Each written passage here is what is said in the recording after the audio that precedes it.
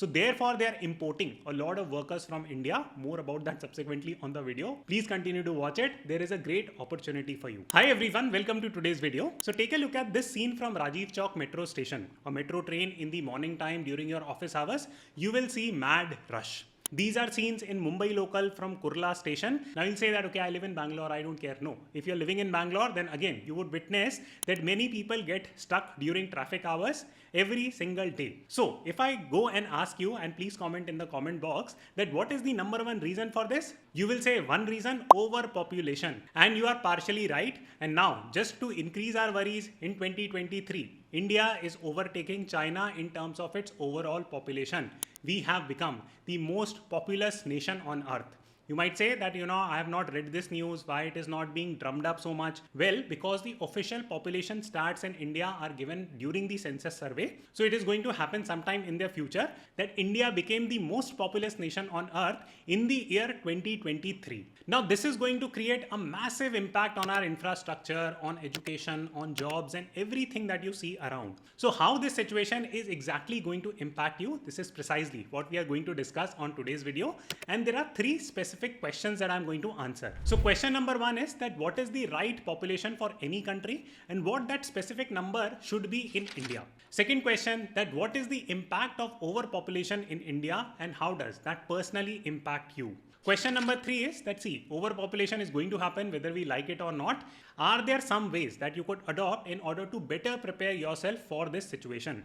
So this is going to be a very practical video. Do listen to it carefully because it is going to create a massive impact on whatever you are doing in terms of investing, in terms of searching for a job, in terms of skill set that you are building. So let's kickstart this conversation. And also a very big shout out to our sponsors for today, which is Cambly. It is an excellent platform to learn English and improve upon your communication skills in English, and you can directly speak with foreign tutors there.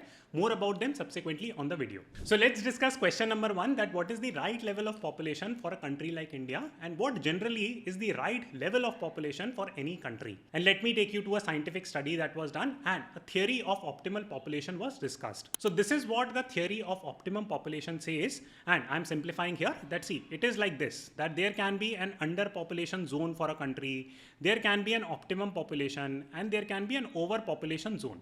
So let's understand each of these bits. So in the underpopulation zone, basically, let's imagine that if India has only 100 people in an imaginary world, and if you push our population from 100 to 150, then what is going to happen? The standard of living for all these 150 people is going to go up. So if such a situation is playing out, then we are in an underpopulation zone. And if we increase our population, overall, our nation is going to benefit. So that is the meaning of underpopulation zone. What is the meaning of optimal population? It simply means that at this population level, let's assume that a figure of 150 is the optimal population of India. Then at this figure, the highest level of economic standard of living has been achieved. Now comes the third part. What does this say? This says overpopulation zone. Now what happens in the overpopulation zone? That let's say that if 150 is the optimal figure, we go to 180. Then with the addition of every single individual, the standard of living for the entire community or entire populace goes down. Now the problem with this theory is that it is highly capitalistic in nature and they are tying everything to economics. They are tagging everything as standard of living, that becomes the ultimate goal of having more or less population. Now of course, this is not a comprehensive analysis from that perspective.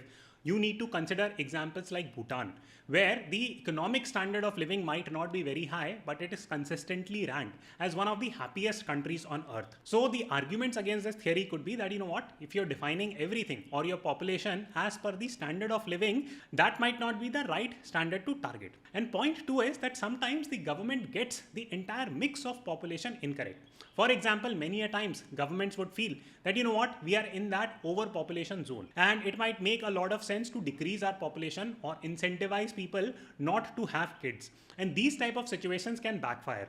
So let me speak about 2-3 examples here.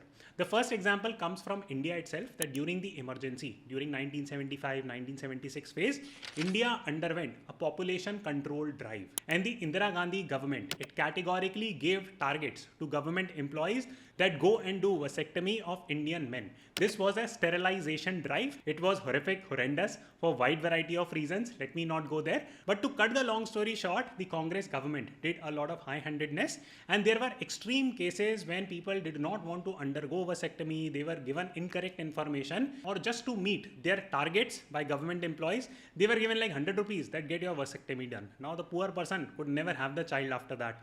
Now what was the impact of this drive? That roughly 62 lakh Indian men, they had to undergo sterilization. Now this was a fairly big figure. Now you let me know whether the government was correct or incorrect in their drive. Now see guys, I'm not trying to criticize a political party. I'm just simply showing you facts. Now did this mistake only happen in India? Well, the short answer is no, that even China has been an accomplice in terms of overestimating the impact of its high population. In the 1980s, China came out with a one-child policy. In fact, the situation there was so incorrect, so rampant, so brutal that there were pregnant females and they were made to undertake forced abortions. So that is how horrendous sometimes the governments can get. This has happened in China also. This has happened in India also. Now in China's case, by 2016, they realized that with one child policy, the overall impact on the economy was getting negative on China. So they discontinued that one child policy and adopted something called as two child policy. Now, very recently, China has moved to a three-child policy, and you can figure out more details here. You can pause the video and read through it. So to cut the long story short, not only can I not estimate whether we are in that overpopulation or underpopulation zone, even the governments do not have a clue as to what they are doing in terms of figuring out whether they are in that underpopulation or overpopulation zone. This is a very, very complicated issue to decipher. For example, if I throw around a question that do you think that India is overpopulated? Many of you, or almost 99% of you will say, yes, 100% yes, some control should be built, etc., etc. But these type of draconian controls can have a lot of negative impact. It has been seen in China as well. Now, Japan is a very quick third example here. In fact, what Japan is going through is called as the aging of their population. Now, in Japan, almost 30% of their population is above 65-year-old. Now, one could interpret this as that almost 30% of old people are not going to work, and of course, they will have kids below 17, 18 who would not be working. So significant part of their population is not working to begin with. Now this creates massive economic challenges for a country like Japan.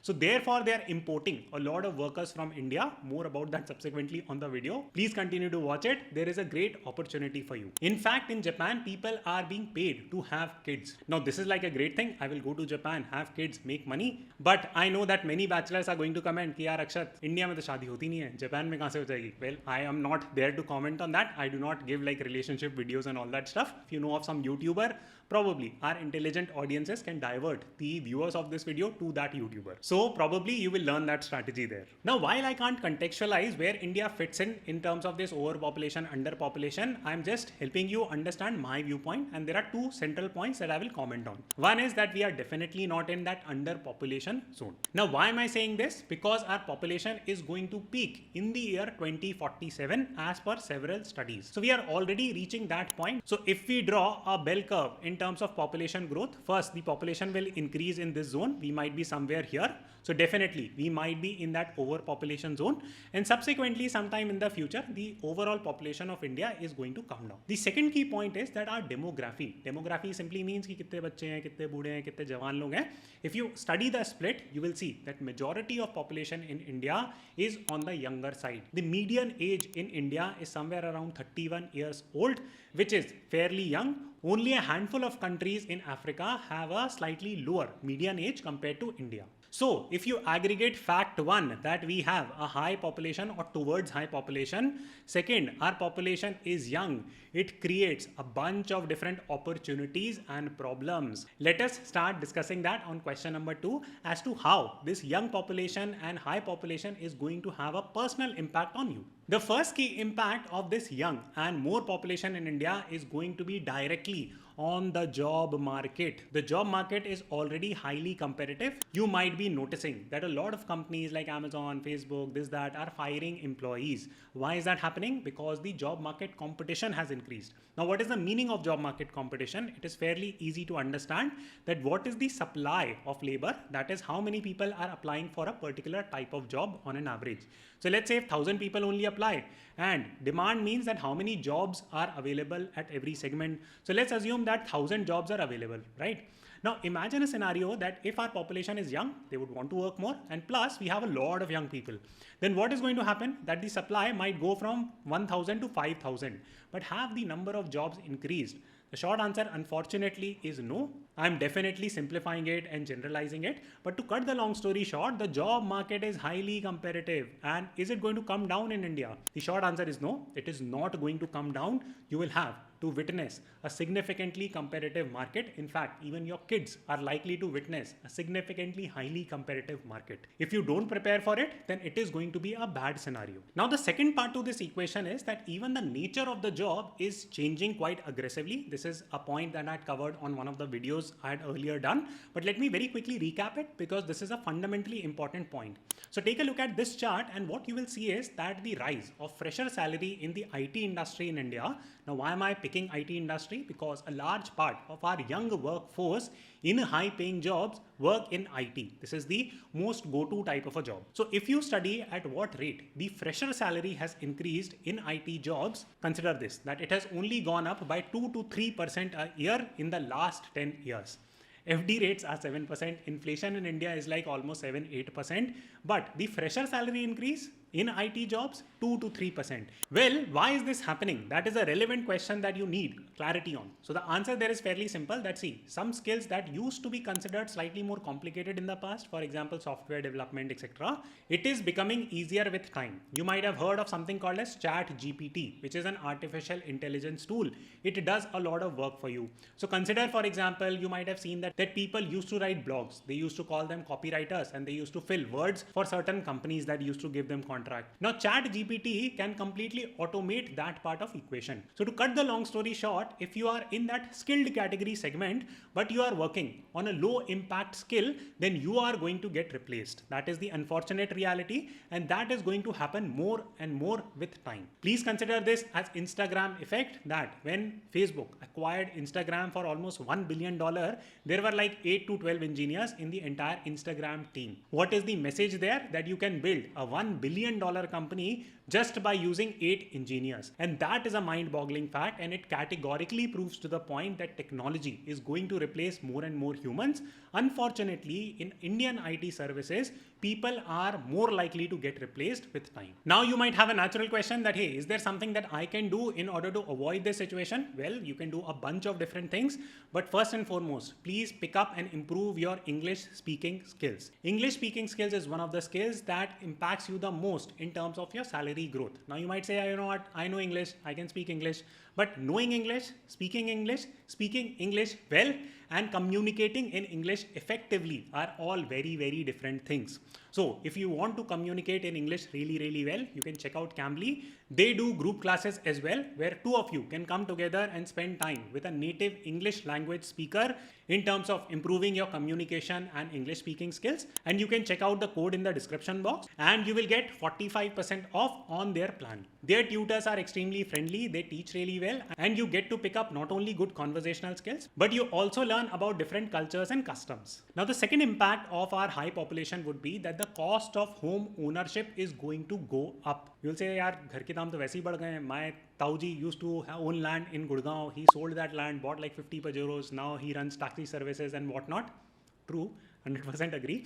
But it's not as if that in certain parts of India, home ownership cost is going to come down. In fact, this home ownership cost is going to go up with time. Let me explain you systematically why. So if you think from a macro perspective, what you would notice is that China is almost 3 times that of India in terms of the land area, and our population is almost equal at this juncture. So we have smaller land area and a lot of population.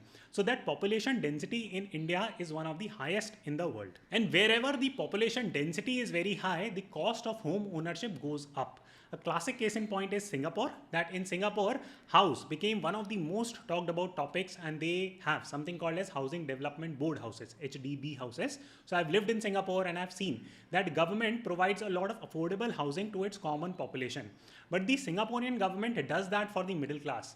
In India, what happens is that the affordable housing options are provided to the lower segment in India, not in the middle class segment. You would still see middle class segment struggling in terms of home ownership. Is this situation going to go away? The short answer is no. This problem is only going to aggravate with time. So whenever people ask me कि real estate में invest करें नहीं करें, I always have a positive opinion of investing in real estate as long as you are buying a sensible real estate. So that's an entirely different topic. We will touch upon it some other time. But I am one of the only few people in the stock market who also invest heavily in real estate. So to cut the long story short, if you are getting a good house and the deal is very good, you should pick it up because the home ownership cost in India is only going to go up in time. Why? Because relating it back to one of the figures that I had shown you earlier, that India's population is going to peak when? In 2047. So it's not as if that your kids are going to have an easy time in terms of getting that home ownership. Had we been becoming an older population, it would have made sense that, hey, wait for like maybe 20, 30 years, then think about. But right now, I would still encourage home ownership in India. If you are in that position, then you should own a house. Now, also interestingly, there is another angle to look at this, that in India, the culture of entrepreneurship is picking up. Now, what does entrepreneurship require? In economics, you study a concept that in business, you require land, labor, and capital. The first part is land. So whenever entrepreneurship or business building goes up, the cost of land also goes up. Okay, so I've given you enough hint. Let's move on to the next point and the third trend that is going to happen. So with increasing population in India, the disappearance of middle class will happen. So the population can be segmented into three spheres. Right now, almost 50% of population can be categorized into middle class as per different official estimates, and very few, maybe 5 to 7% could be categorized as rich class, and then you have an entire segment which is at the bottom strata of the society. Now, with time, the disappearance of middle class will happen. Why? For this, you need to take a look at two figures. The first figure talk about the average share of wealth by income group between 1961 to 2020. What you will figure out is that the average share of top 1% has been constantly going up. In fact, since the 1970s, it has gone up by almost 3 times. Okay. What about the average share of the bottom 50%? Well, it has come down by almost 50%. Now, take a look at this graphic and you will clearly see that the top 1% in India are owning multiple homes. They invest in 1,000 different places. They are getting richer and richer with time. And the bottom 90-95% people are getting poorer.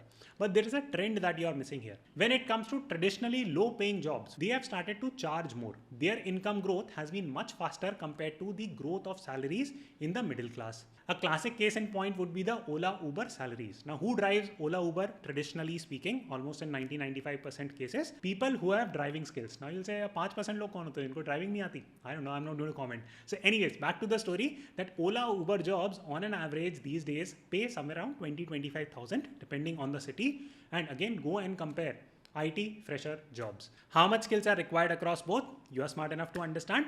But the central point that I'm trying to build is that when it comes to these low-end jobs, people are becoming richer there. So they will enter the middle class, and a lot of people who are typically in the middle class, they are going to fall in the same segment. So this is a key change that is happening in the demography, and this is one of the biggest shift that will happen in India. And if you don't study this and restructure your career accordingly, then you might fall in that bottom category. So this brings us to the fourth point, which is a slightly happier point, that we are going to have record number of millionaires. Okay, so that is a very interesting point, because on one side I said that, you know what, people are going to fall from middle class into lower segment. People got scared. But what I'm going to say is that, see, now the opportunities to make money is huge. I'm glad that you guys watch my channel. I get so many happy messages that, Akshat, I created like my second income stream, third income stream. It makes me really, really happy, because I know for a fact that if you continue to do this, if you continue to build the right habits, if you continue to invest, then you are definitely going to become millionaires in US dollar terms in the next 10 to 20 years. You might laugh at me, but trust me, it is all about skill building. If you're building the right set of skills, and if you have a positive orientation, if you are nurturing your mind accordingly, you are going to become a millionaire. Why is that happening? Because use of tech is very high. People are learning English. We can communicate with the entire world. People can create multiple income streams. People have started to build investment income, aggregate all this, and you are on a massive money making path. People who are not, they will unfortunately fall into the bottom. People who are doing these things, they are going to join the rich elites. Now you might say that, Akshat, can you give like very quick tips on how I can join that rich elite category? Okay, 4 tips for you. Point number 1 is that look for opportunities where you can go and work outside India. A classic case in point would be Japan, that if you can go and figure out work opportunities in Japan, you are going to make crazy amount of money. What do you need to do? You need to learn Japanese. So please start working on that. Become business fluent on it. Is it easy to do? No, it never is. Making money is always tough. It only comes to people who are ready to make sacrifices. Please don't write comment, yaar Akshat Japanese nahi aati, Japanese kahan se seekhenge, school mein nahi sikhate and all that. Because the high paying jobs in India, I don't think that they are going to grow by a massive leap and bounds. You are going to get easily those high paying jobs outside India where the competition is low and the supply of labor is less. Tip number 2, starting businesses in India is becoming simpler and simpler. This has been pushed from the government. There has been natural progression. There has been technology incorporation. So bunch of good things happening. So learn about business building. Point number 3, some of the richest millionaires will start export or digital oriented businesses. Again, I am happy to do an entire video why this trend is going to play out, but research a little bit about this trend. Why do you think I'm saying this statement? I will not break it down. Fourth and finally, highly skilled people, which I call the top 5% in any skill set, they are going to make really good money. The rest 95% people are not going to make crazy amount of money. For example, if you fall in that top 5% programmers in India, you are going to make crazy amount of money. The bottom 95 might just mellow down. They are not going to make crazy amount of money. So the tip is that please work on your skills, improve upon your alpha or your primary skill. Now comes the fifth point or fifth trend that Akshat, you haven't spoken about, like environment, food security. What about these issues? Climate change is happening. See guys, that point number 1 is that I'm not an expert when it comes to these fields. So I can't comment holistically on this, what is going to happen. But there are 2-3 key points that I'm going to speak about. Point number 1 is that at some stage, somewhere around 2000s, people were really worried कि यार oil खत्म होने वाला है, India का काम कैसे चलेगा, because we are a net oil importer. Then in the US there was something called as fracking. So shale gas oil fracking used to happen, where rather than drilling very deep, people were able to extract oil by fracking technology. Now I'm not an expert there, so I will limit my conversation. But basically another way of extracting oil came into the equation, and US was able to overturn by the use of technology. So whenever these type of energy circumstances or energy crisis comes into the equation, the world figures out a new solution. One of the classic case in point would be that the entire automobile segment is moving towards EV space. So rather than using petrol, diesel, a large chunk of vehicles are now coming in the EV segment. So definitely the reliance on oil and bunch of different things is going to come down. Similarly, I live in Goa. I see so many people putting like solar panels on their villas, whatnot. So the solar electrification drive is also underway. So this addresses something called as energy security. Now comes the second bit, yeah, food security ka kya? So please learn about GMOs. So there are genetically modified crops and whatnot, and high variety of high yield seeds and whatnot is happening. Lot of innovative stuff is happening in agriculture. So probably a 5 video series that I can do. But what I'm simply trying to plug is that when it comes to these big macro challenges, human brain is smart enough to figure out some solution, and the entire humanity gravitates towards this. I'm not trying to discount the fact that climate change issue is not there. I'm very worried about that. But that is something that hopefully with our collective human wisdom, we will be able to address. So now comes the final point or final question that, okay, theek hai yaar, population बढ़ रही है, what do I do? I have already dropped some hints, but let me start collecting it. Tip number 1, upskill and gain global skills. Because for example, if you're looking to work in Japan, their first question would be that, do you know Japanese? Why do you want to settle in Japan? You will not be able to engage with local culture, customs, and you will have a wide variety of problems. So please develop a global mindset, speak with people from outside India, increase your skill set, whatnot. So this is literally point 1, that learn skills and gain a global perspective. Now point number 2, build migration skills. Now what is the meaning of migration skills? Okay, so just because you want to go to Japan or US or Singapore, so it's not as if that they will welcome you with open arms कि आ जाओ भाई, कि आपने अक्षत का video देखा, 2 skills सीखी, आप आ जाओ. No, it is going to be highly competitive. So you need to prove why you will be a good fit there. Now there are a bunch of different techniques that you can apply. First, apply for internships, do some non-profit work outside India, work with startups outside India, gain that perspective, gain some practical experience outside India that would convince the recruiter from outside India to hire you. Third point, that please learn tech or digital based businesses. Now you might be very well working at a retail store or running your own retail operations. You still need to know tech. If you are a chef, you still need to know tech. The point is that every single business is getting digitized. Just because कि मुझे नहीं आती website बनानी, क्या करूँगा मैं website सीख के, this, that. No, please don't do that. Whatever tech you can learn, please learn it.